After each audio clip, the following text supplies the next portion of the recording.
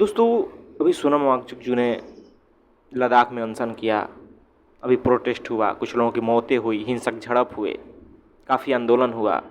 जो वहाँ की मांग है वो सरकार मान नहीं रही।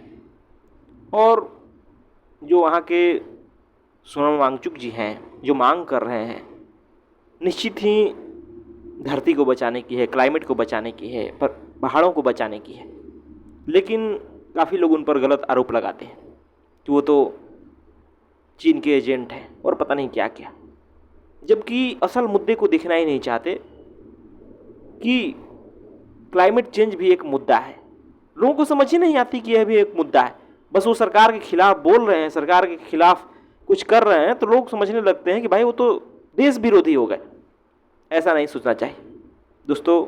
आने वाले समय में सबसे बड़ा मुद्दा यही है और कोई मुद्दा है ही नहीं। इसी से लोग मरेंगे और मर रहे हैं। जिस प्रकार के अभी हिमाचल में विनाश आया, जगह जगह बादल फटे, लोग मरे, कितना भयावह है। पूरा देश बाढ़ की चपेट में आ जा रहा है। ये सोचने वाली बात है। कितनी जान माल की नुकसान हो रही है, इसकी हमें चिंता ही नहीं है। हम सोचते हैं कि बस ये तो यूं ही आ गया, ये तो प्राकृतिक आपदाएं हैं। प्राकृतिक आपदाएं यूं ही नहीं आती, प्रकृति से छेड़छाड़ करने पर ही आती है, ग्लोबल वार्मिंग के कारण ही आती है। और अभी आने वाले समय में बहुत भयंकर से भयंकर समस्याएं हमारे सामने होगी।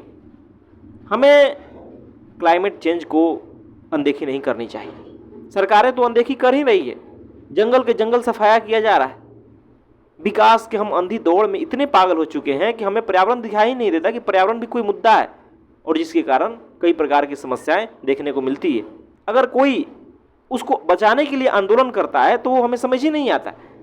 हमें लगता है कि बस वो राजनीति कर रहा है। कितने बड़े दुर्भाग्य की बात है हमारे देश के। तो सोचिए, यह बहुत गलत हो रहा है कि सरकारें पर्यावरण पर ध्यान नहीं दे रही, क्लाइमेट चेंज को वो खेल समझ रही। उससे मरेंगे आम जनता। इस बात को समझ जाइए।